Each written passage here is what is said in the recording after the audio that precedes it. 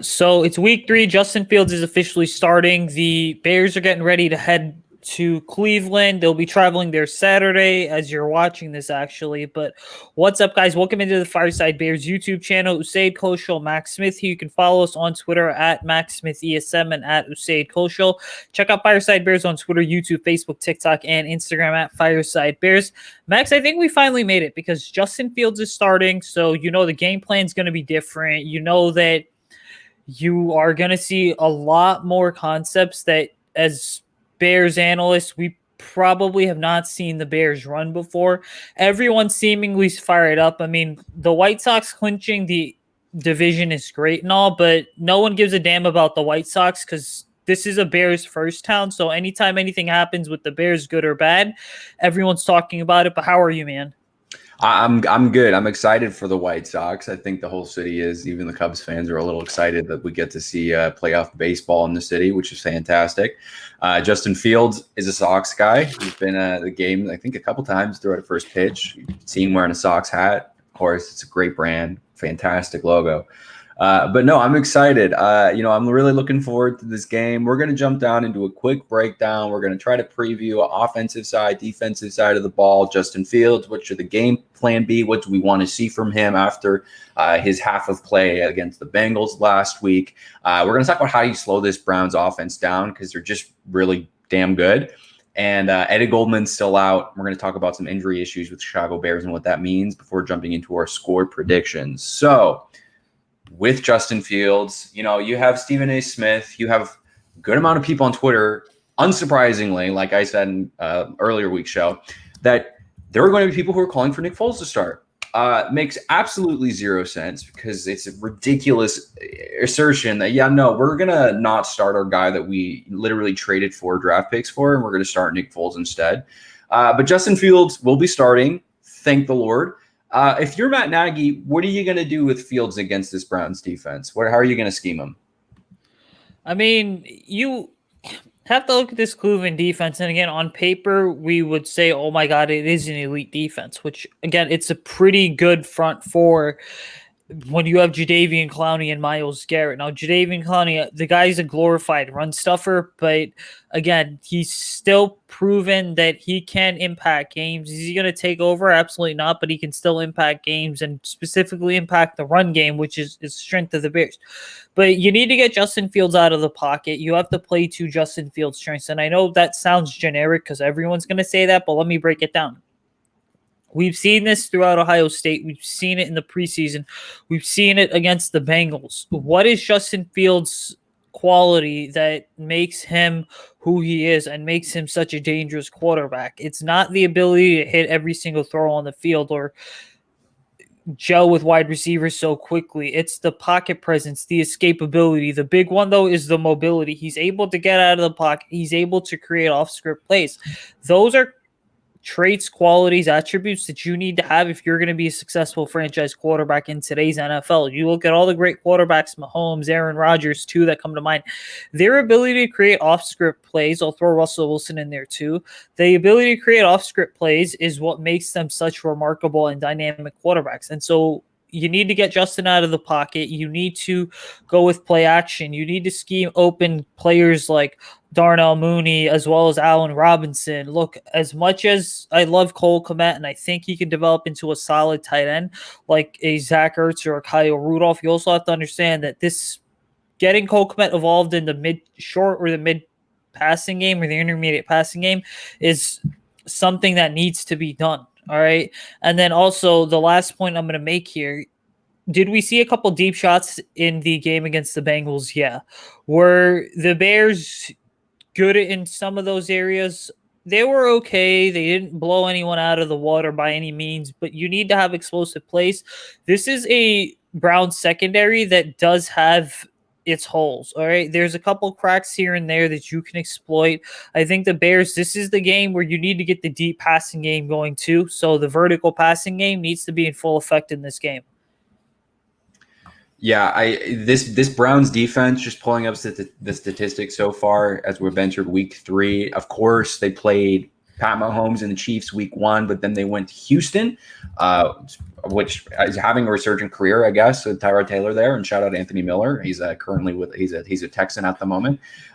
Their defense struggles in the passing game, but they absolutely excel in the running, or in the rush attack. So what, again, like you said, just to kind of piggyback off that, because in my mind, there's no way you're going to win this game on the ground. Like you said, they have one of the best interior and best just 4 down linemen in the league. It's just that simple. There's no one that can argue against that fact. So I can't expect David Montgomery to be a bell cow and just run us to victory in this game. We're going to have to stretch the field, and that's where the Browns see difficulties. So they allowed a bunch of points from this Houston Texans offense, which still isn't anything to write home about. They lost to the Chiefs because Pat Mahomes was able to do what Pat Mahomes does with Tyreek Hill. And of course, we don't have that offense that they do. But if the Texans were able to put up 21 against this Browns defense, I think we're able to do this, maybe even more so. I think we're better than the Texans, but it won't be through the hands of David Montgomery. It's going to be the arm of Justin Fields. So what that means is the Browns' middle linebacker core aren't great at defending the pass. And it's fantastic to bring in Cole Kmet, because that's who's going to be bullying the Browns the entire game, is going to be our big body tight ends. We've seen in camp that when Justin gets nervous or he needs somebody to lean on, he leans on his big body tight ends, just like he did at Ohio State. I'm expecting to see a lot of that against the Browns, and I'm hoping to see a lot of that against the Browns, because I think it's going to be a path to victory. If we want to see, like, as it should be at the halftime, you want to look at the passing breakdown, look at who's receiving the most passes, and I guarantee you it's going to be a tight end. And I guarantee you if it's not, look at the score, we're probably losing. So that's definitely something that if I'm Matt Nagy, I'm looking at bootlegs. I'm looking at that same play that Mitch Trubisky ran literally 3 times a game last year. It was just a simple bootleg where Cole Kmet would just engage with the backer and then literally peel off. It's just like a little 5-yard out. That slow, methodical, let Justin get into his rhythm. And when he wants to hit the home run ball, he can absolutely do it. We just have to see the receivers haul it down this time. So that's my quick little answer to how I'd scheme is Justin Fields against this defense. Again, their passing defense really isn't anything to write home about. Their rush defense is killer. So good luck running the ball against these guys, especially with our offensive line. Yeah, and you brought up David Montgomery. I want to clarify something before anyone takes your comment out of proportion. So you can't win this game with. Can David Montgomery have an impact as a runner? Absolutely. But I think this is going to be a game where his biggest asset and what he brings to the table is going to be as a receiver. And he's shown in the past he can be a really solid receiving option too. And the Bears do trust him enough to line him up either in the slot or just completely on the outside. And those are when he's lined up all the way on the outside. Outside the numbers, what happens is it's effectively the Bears are kind of running a 3-by-1 set where they're going to have 3 wide receivers on one side. All right. So typically it's going to be Mooney, Robinson, Goodwin. And then all the way on the other side, just going to be David Montgomery there alone. And Montgomery's going to be lined up he's going to be lined up against a cornerback, which then means that a linebacker is probably going to be lined up covering a guy like a Goodwin or Darnell Mooney, which means you effectively have a quick mismatch there. And then you touched on Cole Kmet. I think the Bears have had tight end problems for pretty much since Matt Nagy got here outside of the 2018 season. And so when we talk about how important the tight end position is, this is the game where you're right. The tight end position needs to show up and needs to show up big. But what's going to happen is this, and we're just going to be realistic. I mean, we should be running some 2-3 tight end sets at times. That does not mean, though, that Jimmy Graham should see the field, even though I know he's going to, because he just has this crazy, love affair with Matt Nagy and the rest of the coaching staff. I think that when we talk tight ends, there should really only be 2 that are on the field. Number 1 is Cole Kmet, because he's your obvious tight end one of the future. And number 2 needs to be Jesse James. And I think that speaking of game plans and stuff and what needs to be done, you need to put Jesse James in there more. Why? Because Jesse James being a late addition in training camp, he came in and he excelled and he gelled really fast. I was at one of the Bears practices where they were doing red zone drills back in August, and one of the big takeaways was that Justin Fields' connection with Jesse James is legit. And I think that there's actually a play, it might have been in the Miami but I think it was the Miami preseason game where Jesse James was kind of running like it was a crossing route that turned into like a deep wheel route. And then Yep. what had happened is that concept right there, boom, Fields hit Jesse James. So I think that that's something we're going to see. Yeah, no, I completely agree. And I mentioned this earlier, and I don't know if you noticed this during the Bengals game, but when Justin Fields was out there was a personnel change, and it was Damian Williams and Jesse James that was out there in the package for Justin. So it's clear that Nagy has a specific set personnel to complement Justin Fields. I think the whole concept of having Damian Williams out there is because he's more of the elusive, shifty back, more of the passing option, which makes me wonder how good this offense could be if Tariq Cohen comes back or week 3, potentially week 6, depending on how his progression is going. There's second surgery. Who knows what's going on? But this offense could be really good if Tariq Cohen was healthy because he would fulfill that role perfectly. If David Montgomery's out there, we're lining up as wide receiver. We know what Tariq Cohen could do at that spot just based off his elusiveness alone. But absolutely, Jesse James, I'm anticipating Jesse James to play a rather large role in this game. I think his natural connection with Justin Fields is going to be there. He showed in training camp. He lined up a good amount of plays when Justin was quarterback with the Bengals. I just expect that to be there, and I don't think Bill Lazor would put Justin in a situation where he's uncomfortable with the tools that he was given, but hopefully he got a good amount of time and is building chemistry with the ones. Now let's transition over into the defensive side of the ball. How are we going to slow down this Browns offense? So let me jump in, and I just want to get this to set the tone. So let's talk about the Browns offense real quick, okay? Because this name is absolutely loaded. We're thinking about, of course, Baker Mayfield, quarterback 1, Mr. Progressive Commercials himself. Well, he also has one of, if not, probably top 2 or top 3 running backs in the league right now, and Nick Chubb. He has Donovan Peoples-Jones. Jarvis Landry is out, but guess who they're getting back? Odell Beckham Jr. Not to mention you have Kareem Hunt, who's there to back up Nick Chubb. Oh, and you also have Austin Hooper and David Njoku, which are one of the best tight end tandems in the entire league. So the Browns are stacked, needless to say. Their offensive game, Nick Chubb is currently I think he's in the top 5 top rushers. He has 2 less attempts than Lamar Jackson does, and he has 178 yards on the season so far with 26 rushing attempts. So that's a ridiculous amount of yards per carry. But then let's go to the other side of the ball. Baker Mayfield, he doesn't have a ton of yards accrued this season, but here's what's absolutely stunning to me is Baker has an 81% completion rate. That's the highest in the NFL for starting quarterbacks, and his attempted yard per pass is 10 yards. So Baker Mayfield is looking to just absolutely throw daggers in your defense at 10-yard chunks at a time, and he's completed 81% of them.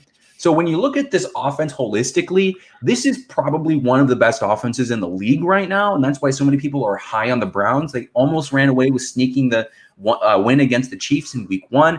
This is probably going to be one of the hardest games the Bears play this season. It's going to be a difficult task for Justin Fields, but even more so for this defense. Yeah, the Browns are loaded, and I think that everyone, obviously, what tends to happen is when teams win, everyone kind of talks about, okay, it's the players, the roster's loaded. That's true, but then there's also something else when you look at the Browns, is that some of the names on this Browns offense, especially some of the playmakers, take a guy like Nick Chubb, for example, or Jarvis Landry. You could even throw Odell Beckham in there, Njoku as well. These were all players that were with the Browns in 2018, 2019, the early years of the Baker Mayfield era.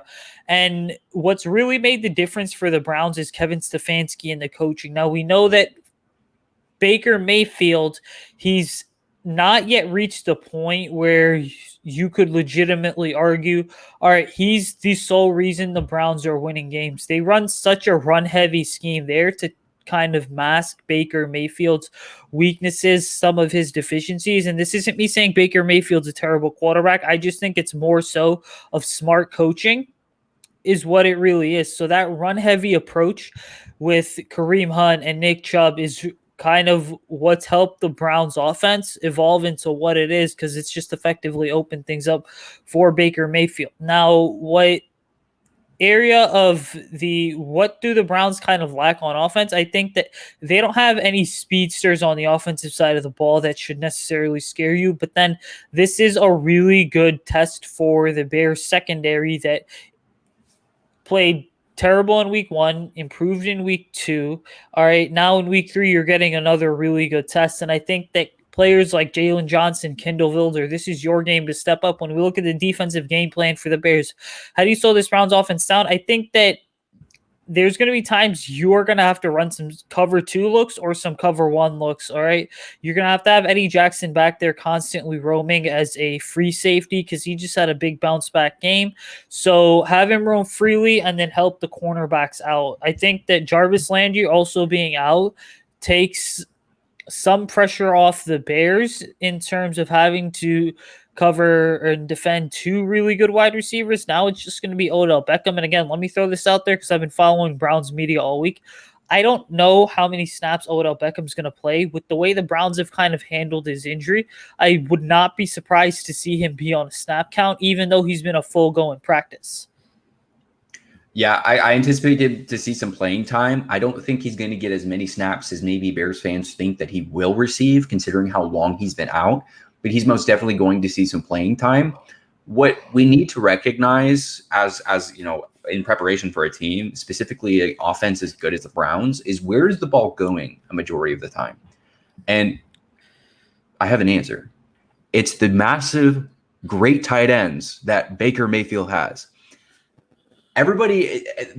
People need to understand that the league is moving towards heavy-centric tight ends, athletic Swiss Army knife tight ends.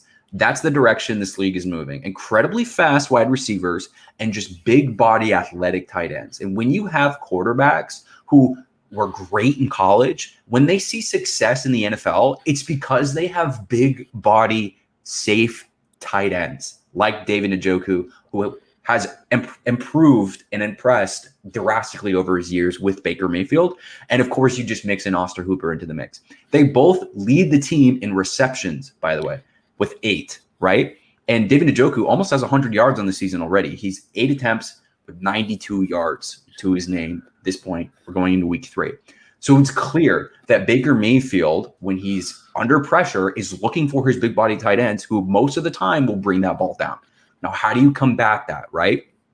This is when your linebackers come into play. This is when it's great that we have Roquan Smith to counter. This is going to be a real test to see whether or not he does have that ability, if he's that all-pro ability to shut down a pass-centric offense that relies on his tight ends. Does he have the sideline speed? We know he does. But can we see that against this type of offense? Can we see guys like Duke Shelley be able to rebound? Can we do Jalen Johnson? Is he able to shut down Donovan Peoples-Jones, who's most likely going to be that wide receiver 1? I'm going to say yes.